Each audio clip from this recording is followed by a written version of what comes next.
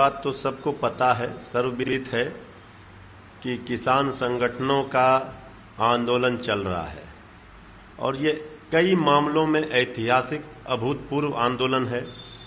आपने पहले भी दिल्ली मार्च हो, चाहे इसके पहले जो भी कार्यक्रम बनाए गए किसान संगठनों के द्वारा, आम जनों का समर्थन, भागीदारी देखी गई। अब रविवार को जिस तरह से ये पंचायत बुलाए हैं, किसान संगठनों के द्वारा पंचायत बुलाया गया है, ये भी ऐतिहासिक और अभूतपूर्व होगा। और उत्तर प्रदेश की सरकार सचमुच में उनको सुरक्षा की व्यवस्था करनी चाहिए। हर आदमी को, लोकतंत्र में हर संगठन को अपना हक मांगने का, हकूक की लड़ाई लड़ने का अधिकार है। ये तो हमारे अन्नदाता भाई हैं जिनके कारण लोगों का पेट भरता है, और वो ही सड़कों पर भूखे हों, ये भी बर्दाश्त नहीं किया जा सकता है। इसलिए इस आंदोलन को और धारदार बना करके किसान संगठन ये जो कृषि बिल काला कानून है इसे वापस लेने तक जारी रखेंगे। केंद्रीय गृह मंत्री अमित शाह की मौजूदगी में कार्बी आंगलोंग समझौते पर हस्ताक्षर हुआ है। कार्बी आंगलोंग समझौता कार्बी क्षेत्र और असम के इतिहास में सुनहरे शब्दों में लिखा जाएगा।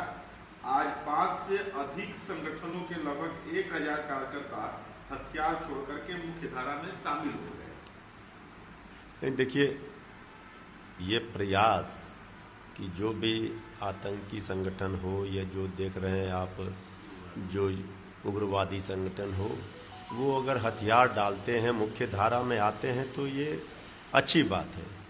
लेकिन इसे हमने देखा है दूसरे राज्यों में, इसके पहले भी कई बार इस तरह के मौके आए हैं, लेकिन उसका फिर अंतोगत्वा फलाफल नहीं निकलता है। आप केंद्रीय गृह मंत्री आदरणीय अमित शाह जी ने अपने मौजूदगी में ये कराया है, लेकिन इसका लाभ कितना मिलता है और इसका क्या असर होता है, ये तो समय बताएगा। हनुमान चालीसा पढ़ने के लिए हॉल चाहिए।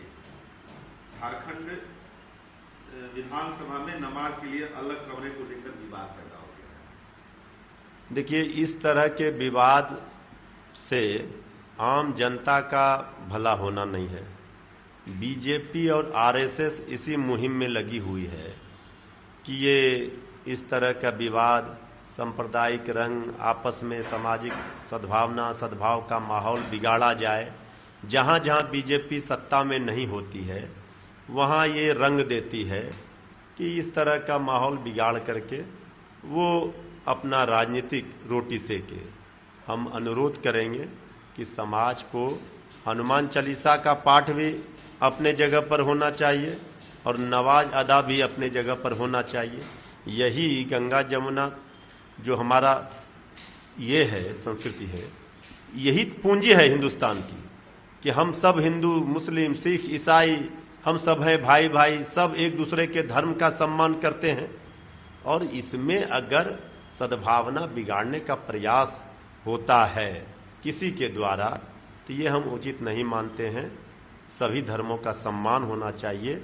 ये हमारे देश की आत्मा, यूएसपी है। केरल अभी राज्य जो है, भारत में जितने कोरोना पॉजिटिव के मामले हैं उसके 70% मामले सिर्फ केरल से आ रहे हैं। सरकार वायरस के प्रसार को रोकने में विफल रही है और कोविड प्रथम पंक्ति उपचार या घरेलू क्वारंटाइन पर ध्यान केंद्रित नहीं कर रही है।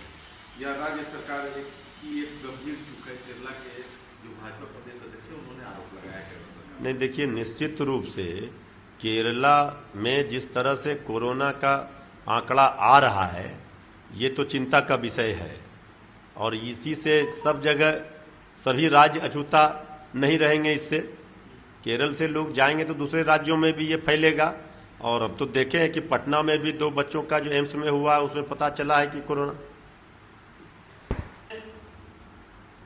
अभी भारत के जितने भी पॉजिटिव मामले आ रहे हैं कोरोना के, उसमें 70% केरल से आ रहा है। सरकार इसको लेकर के गंभीर नहीं है, यह आरोप लगा। देखिए, केरल में जिस तरह से कोरोना संक्रमण दर बढ़ा हुआ है और देश के 70% कोरोना संक्रमित लोगों की संख्या केरल से आ रही है, ये चिंता का विषय है। और ये इस बात का खतरा मंडरा रहा है कि ये संक्रमण पूरे देश को अपने चपेट में लेगा, अन्य राज्य भी इस चपेट में आएंगे। इस मामले की गंभीरता को समझना चाहिए। राज्य की सरकार हो, हर राज्य के सरकारों को, केंद्र की सरकारों को और सामाजिक संगठनों को, आम लोगों को भी एहतियात के तौर पर सावधानी, सतर्कता तो बरतनी ही है, क्योंकि ये तीसरे लहर की आहट है। और हम तो देख रहे हैं कि पटना में, बिहार में भी एम्स में एक बच्चों की मौत हुई है, वो भी कोरोना का लक्षण पाया गया है।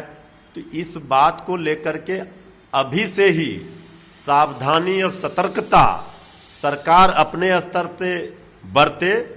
हम सरकार से भी अपील करेंगे इसकी तैयारी शुरू करे, क्योंकि ये इस बात का अंदेशा लगाया जा रहा है कि तीसरा लहर आएगा ही।